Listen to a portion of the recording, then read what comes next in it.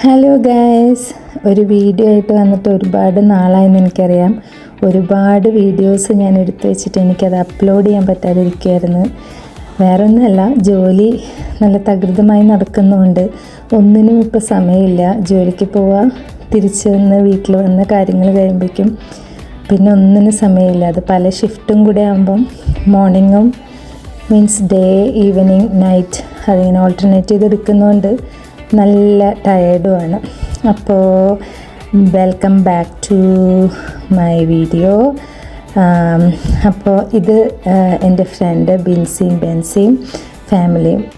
ഞങ്ങൾ ഒരുപാട് വർഷത്തെ പരിചയം കേട്ടോ. ഞാനും ബെൻസിയും ഒരുമിച്ച് നഴ്സിംഗ് പഠിച്ചതാണ്.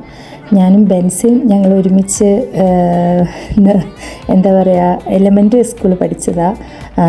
അത് പിന്നീട് ഞങ്ങൾ ഫോട്ടോസൊക്കെ ഷെയർ ചെയ്തപ്പോഴാണ് ഞങ്ങൾക്ക് മനസ്സിലായത് ഞങ്ങൾ രണ്ടുപേരും എലമെൻ്ററി സ്കൂളിൽ ഒരുമിച്ച് പഠിച്ചിട്ടുള്ളതാണ്.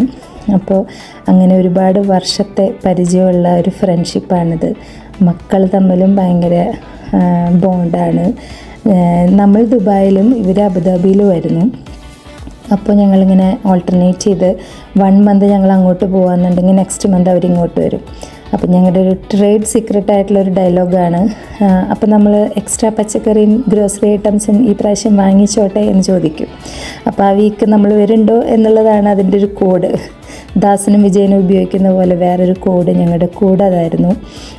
അപ്പോൾ അങ്ങനെ പക്ഷേ ഇങ്ങോട്ട് കാനഡയിലേക്ക് മൂവ് ചെയ്തപ്പോൾ ഞങ്ങൾ ഒരുമിച്ച് ഒരു സ്ഥലത്തോട്ട് തന്നെയാണ് ഫസ്റ്റ് വന്നത്. പക്ഷേ ബിൻസി പിന്നെ ജോലിയൊക്കെ ബിൻസിക്ക് ആദ്യം കിട്ടി, RN കിട്ടിയപ്പം ബിൻസി ആദ്യം ആൽബർട്ടയ്ക്ക് മൂവ് ചെയ്തു. അവരവിടെ സെറ്റായി, വീടൊക്കെ വാങ്ങിച്ച് ഇപ്പം അടിപൊളിയായിട്ട് പോന്നു. പിന്നെയാണ് ഇപ്പം ഞങ്ങൾ ഈ കഴിഞ്ഞ ഒക്ടോബറിലാണ് ആൽബർട്ടയിലേക്ക് മൂവ് ചെയ്തത്. പക്ഷേ അവർ എഡ്മണ്ടനും ഞങ്ങൾ കാൽഗരിയിലുമാണ്. പക്ഷേ ഈ ഒരു എന്താ പറയുക, ഈ ഫ്രണ്ട്ഷിപ്പ് ഒരിക്കലും മാറിപ്പോകത്തില്ലല്ലോ. പക്ഷേ നമ്മളിങ്ങനെ കാണുന്ന മീറ്റിംഗ് ഭയങ്കരമായിട്ട് റെയറായി പോയി തുടങ്ങിയായിരുന്നു. ദുബായിലെ പോലെ അത്ര ഫ്രീക്വൻ്റ് ആയിട്ടുള്ള മീറ്റപ്പ് ഒന്നും നടക്കാതെയായി. ദുബായിൽ നമ്മുടെ പ്രവാസി ജീവിതത്തിൽ നമുക്ക് എവിടെയെങ്കിലും ഒന്ന് മാറി നിൽക്കാനൊക്കെ ആയിട്ടുള്ളൊരു ഫീല് അങ്ങനെ പറ്റുന്നൊരു ഇടം കൂടെയായിരുന്നു. അപ്പോൾ അങ്ങനെ കുറേ എന്താ പറയുക 10-15 വർഷം ദുബായിൽ കഴിഞ്ഞു.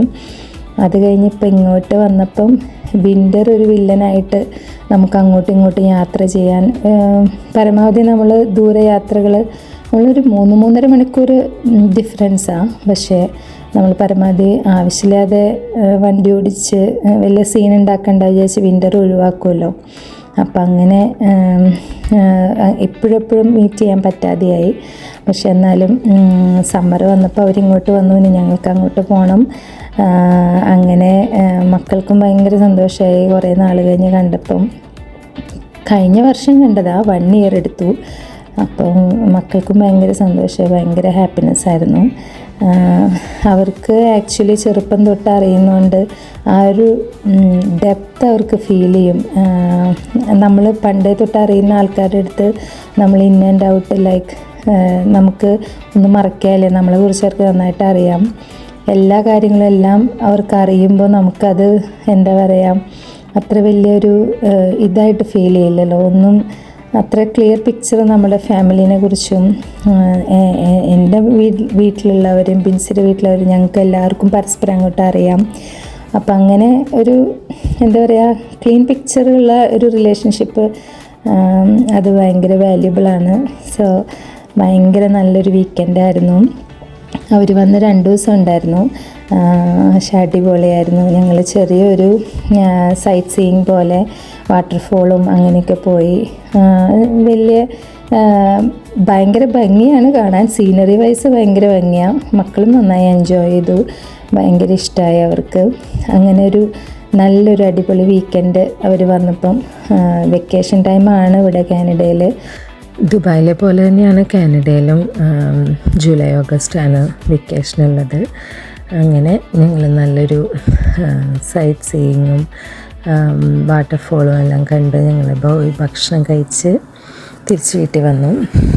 അപ്പം ബെൻസി ഇൻഡോർ അക്വേറിയത്തിൻ്റെ കാര്യങ്ങൾ ചെയ്യുന്നുണ്ട് സൈഡായിട്ട്.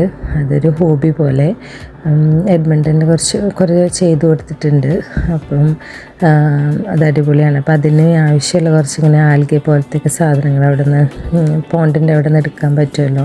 അപ്പം അത് ഭയങ്കര ഇൻട്രസ്റ്റിംഗ് ആയിട്ട് അതൊക്കെ എടുത്ത് കാര്യങ്ങൾ അത് കളക്ട് ചെയ്യായിരുന്നു. പക്ഷേ ഈ കാനഡയിൽ ഏത് സ്ഥലത്താണോ എനിക്കറിയില്ല. ഞാൻ ബ്രിട്ടീഷ് കൊളംബിയയിലും ആൽബർട്ടയിലും മാത്രമേ പോയിട്ടുള്ളൂ, വേറെ പ്രൊവിൻസൊന്നും ഞാൻ പോയിട്ടില്ല.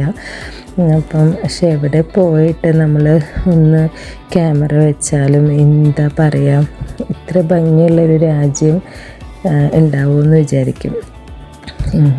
നമ്മുടെ കേരളം ഗോഡ്സ് ഓൺ കൺട്രിയൊക്കെയാണ്, അതും നമുക്കിഷ്ടമാണ്. പക്ഷെ ഇപ്പോൾ വന്ന് ഭയങ്കര ക്രൗഡഡ് ആകുമ്പോൾ നമുക്ക് ആ ഒരു ഡിഫറൻസ് മനസ്സിലാവില്ലല്ലോ. അങ്ങനെ പക്ഷെ ഇവിടെ വന്നിട്ട് അങ്ങനെ ഒരുപാട് ക്രൗഡഡ് ഫീൽ ചെയ്യില്ല. അത് കാരണം ഭയങ്കര ഒരു വ്യത്യാസം ഫീൽ ചെയ്യും. നമുക്ക് ആ ബ്യൂട്ടി അബ്സോർബ് ചെയ്യാൻ പറ്റും മനസ്സിലോട്ട്. ഭയങ്കര ഒരു പ്രത്യേക ഒരു ഫീലാട്ടോ കാനഡയിലെ സീനറിക് ബ്യൂട്ടി പറയണ. ആൻഡ് ഗ്രീനറി, വിൻ്ററിൽ അത് വൈറ്റായിട്ടിരിക്കും, സമ്മറും ഒക്കെ ആകുമ്പോൾ ഗ്രീൻ അങ്ങനെ. പിന്നെ ഫുഡ് കഴിച്ച് കഴിഞ്ഞ് ഇറങ്ങിയപ്പം ഹോട്ടലിന് പുറത്ത് നിന്നിട്ട് അവരുടെ ചെറുപ്പകാലത്ത് ചെയ്യുന്ന ഒരു കോപ്പറേറ്റിങ്ങിൽ ചെയ്യുന്ന പോലെ തന്നെ സ്ഥലകാല ബോധമില്ലാതെ എവിടെ നിന്ന് വേണമെങ്കിലും കളിക്കാം, അവർക്ക് പ്ലേ ഗ്രൗണ്ട് ആവും എന്നുള്ള പോലെ പാർക്കിംഗ് ഏരിയയിൽ നിന്ന് കളിച്ചുകൊണ്ടിരിക്കുകയായിരുന്നു. ഞങ്ങൾ കുറച്ച് നേരം അങ്ങനെ നിന്ന് കത്തി വെച്ചു. അങ്ങനെ തിരിച്ച് വീട്ടിൽ പോയി. പക്ഷേ മക്കൾക്കും ഭയങ്കര എക്സൈറ്റ്മെൻ്റ് ആയിരുന്നു. നല്ല ഹാപ്പി ആയിട്ടുള്ളൊരു വീക്കെൻഡായിരുന്നു. അപ്പോൾ thanks for watching. See you all in the next video.